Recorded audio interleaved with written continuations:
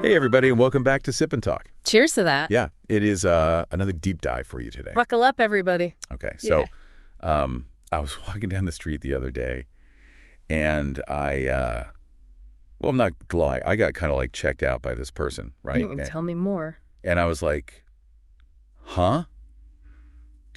Does this like give me like a secret advantage in this interaction now? Interesting. Like, right, because they thought I was like cute or whatever, right? And I was like, it's like a power move. Yeah.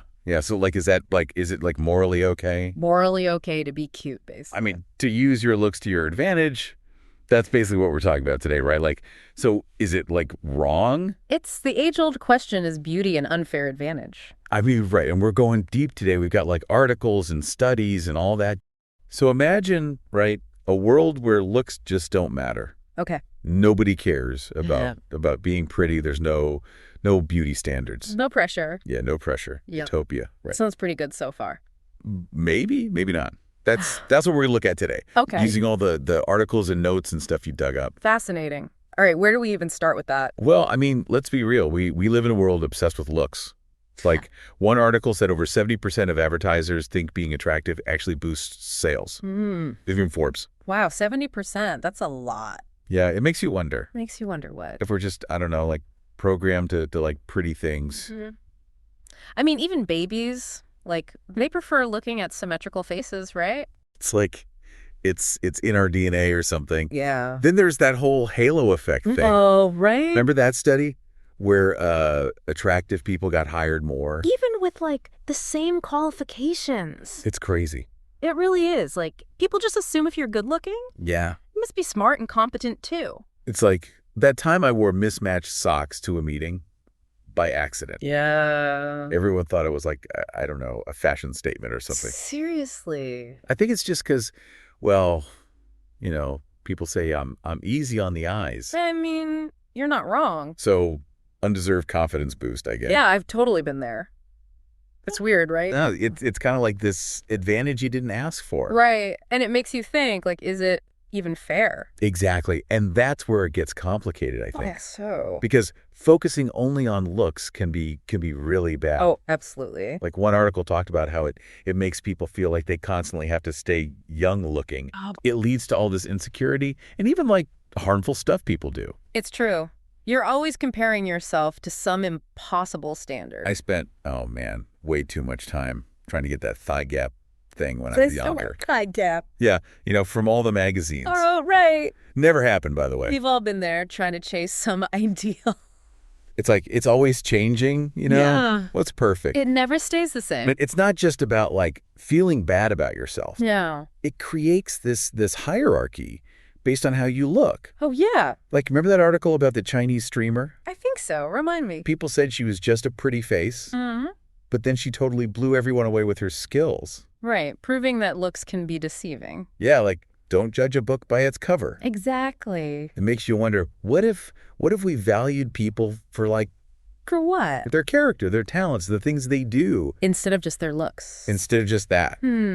That's the big question, isn't it? Yeah, it is. Like, are we programmed to like beauty, or is it just like society telling us to? That's a good question. Yeah, nature versus nurture. I think, honestly, it's got to be both. Probably. Like, yeah, we like pretty things naturally. Sure. But then society takes that and makes it like this RULE. These strict standards. Yeah, and then you end up with pretty privilege. Yeah. Don't even get me started on that. People who fit those standards, Yeah. they get treated better, more opportunities, they even make more money.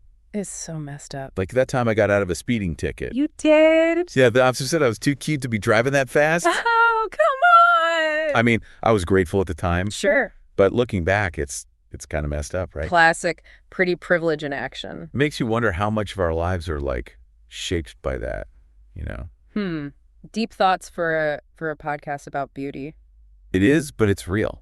Yeah, it affects all of us, whether we realize it or not. Okay, so where do we go from here? What do you mean? Not everyone who's considered attractive buys into all this, right? Oh, absolutely not. I'm sure the articles had some examples of that. Yeah, people who are like, looking in the trend. Okay, yeah, tell me about those. So one article talked about this guy, Takeru Sato. He's a Japanese model and actor. I know him. He's like super famous. Right, and and he's gorgeous. Total heartthrob. But here's the thing. He really works hard to prove he's talented, too. Really? Yeah, he doesn't just want to be, like, the pretty boy. That's smart. Nobody wants that label, you know? It's like people assume you're just a face, no substance. Exactly. So he takes on challenging roles, really focuses on his craft. Good for him.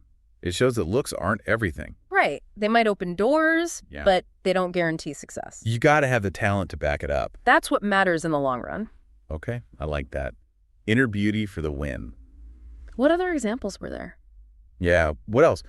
Okay, well, this one was really interesting. It was about this female CEO. People kept underestimating her. Really?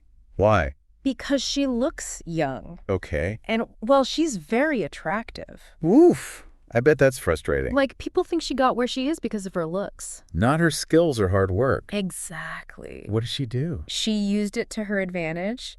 She knew people underestimated her. Okay. So she worked even harder. Wow. Built this amazing company. Good for her. And now she mentors other women in business.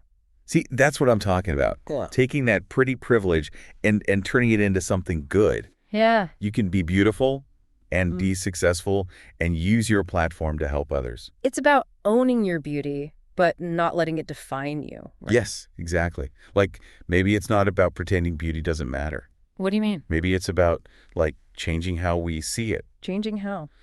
Like, realizing beauty comes in all forms, you know? Okay, I like that. What's really beautiful is someone's character. Their passion. Yeah, their kindness. Oh, that's nice. But let's be real. We still live in a world where looks matter, like a lot. That's true. And with all this technology, it's getting even more complicated. Oh, yeah. So where does tech fit into all this?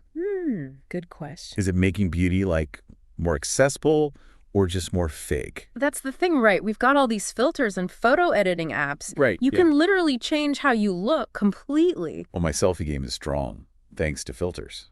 But it's not real. Exactly. And it sets up this standard that's impossible. You're always comparing yourself to, like, a digitally enhanced version of someone.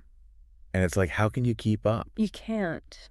What happens when those filters get even better? Ooh. Everyone will look perfect. But nobody will know what's real. Creepy. Yeah. Like a Stepford Wives situation, but with better lighting. And smoother skin. Then you've got the metaverse. Oh, yeah. This whole virtual world, you can be anything you want. True. Maybe their looks won't matter so much. Maybe. Everyone can just, I don't know, be whoever they want to be. That's interesting. Right. You could be like a giant purple dragon if you wanted. Or a talking pizza. I'd be a talking pizza. Extra cheese, please. I can see it. But seriously, what happens to our real world standards then? When we can escape into this virtual world. Yeah, where looks don't matter as much. That's a good point. It also makes me wonder, are we putting too much emphasis on looks in certain jobs? Oh, yeah. Like, does a flight attendant really need to be attractive? To do their job. Yeah, like, shouldn't it be about their skills? One article talked about that, actually. Really? Yeah, like, maybe we need to reevaluate those kinds of things. I think so. Why should looks matter more than qualifications? Exactly. As long as someone's competent, professional. And provides good service. Who cares what they look like? Oh, it goes back to those biases we were talking about. Yeah. Do we just assume attractive people are better employees? Automatically.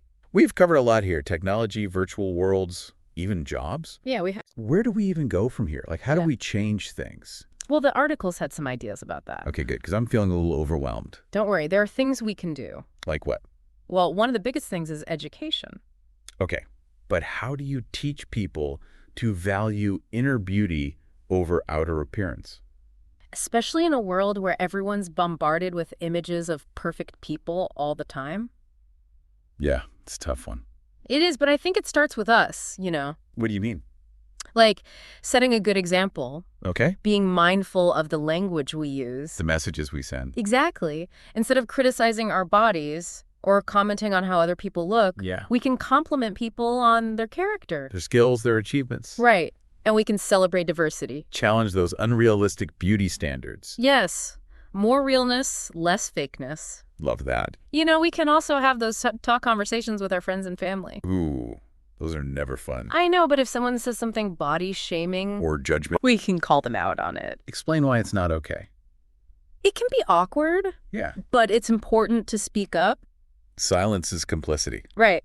Exactly. And it's not just about talking, it's about listening to people's experiences, especially those who are marginalized because of how they look. You know, this is actually making me feel kind of hopeful. Good. Like we can all be part of the solution, right? Absolutely. Choose to be kind, compassionate, accepting. No matter what someone looks like. Yeah. It's not about pretending beauty doesn't exist. Right. It's about recognizing its power. But also valuing all those other qualities. That makes someone truly beautiful. I think I'm starting to get it. Get what? It's not about erasing beauty. No. It's about expanding what it means. Exactly. And it's a journey, not a destination. Ooh, I like that. We're all learning and unlearning. Yeah. And every little step we take towards a more inclusive world.